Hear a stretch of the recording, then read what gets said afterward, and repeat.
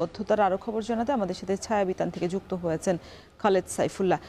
খালেদ, 4 দিন আগেও পানি ছিল, এখন নিশ্চয়ই পানি কমেছে।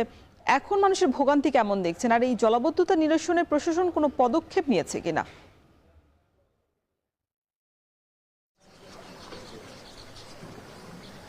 রওশন, কুমিল্লা সিটি কর্পোরেশন এলাকার শেষ সীমানা এটি হচ্ছে যে কুমিল্লা শহরেরই খুব কাছে, কিন্তু এটি সিটি কর্পোরেশনের বাইরে পড়েছে। যদিও এটি কুমিল্লা বেসিকের পাশে ছায়াবিতান এলাকা। গত 4 দিন আগে যখন ভারী বর্ষণ হয়, পুরো শহরের সব সড়কগুলোতেই কিন্তু পানিতে নিমজ্জিত হয় এবং রাতের পর কিন্তু সেগুলো পানিগুলো কমে যায়। সড়কগুলো পানি সরে গেলেও এখন পর্যন্ত গত 4 দিন অতিবাহিত হয়েছে, যদিও গুড়ি গুড়ি বৃষ্টি হয়েছে, তাতে কিন্তু এই সড়কের এই যে ছায়াবিতান সড়কটিতে পানি কিন্তু এখনো নেমে যায়নি এবং ধর্মপুর সড়কেও কিন্তু এখনো পানি রয়েছে। যার কারণে এই সড়কে যারা চলাফেরা করছেন, যে সকল মানুষজন এই এলাকায় বসবাস করছেন কিংবা এই সড়কগুলো দিয়ে শহরের মূল শহরে চলাফেরা করেন, তাদের জন্য কিন্তু চরম দুর্ভোগে পড়ছেন তারা এই সড়কে চলতে গিয়ে।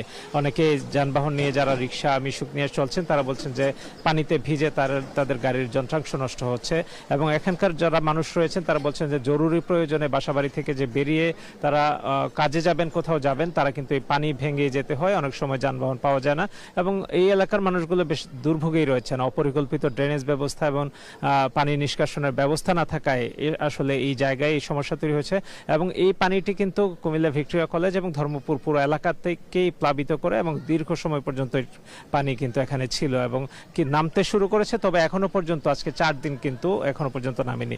যদি আবার বৃষ্টি হয়, এই পুরো বর্ষা মৌসুমটাই কিন্তু এই এলাকার মানুষ এইভাবেই জলাবদ্ধ অবস্থাতে এই পানিতেই চলাফেরা করেন এবং এই নোংরা পানিতে কালো পানির সাথে মিশে, ড্রেনের পানির সাথে মিশে এটি কিন্তু মানুষজনের জন্য অনেক রোগের কারণ তৈরি করছে। বিশেষ করে চর্মরোগের সূচনা কিন্তু হচ্ছে এখান থেকে। এখানে মানুষজন বলছেন যে এই পানিতে পা ভেজানোর পরে তাদের অনেক রকম সমস্যা হয়।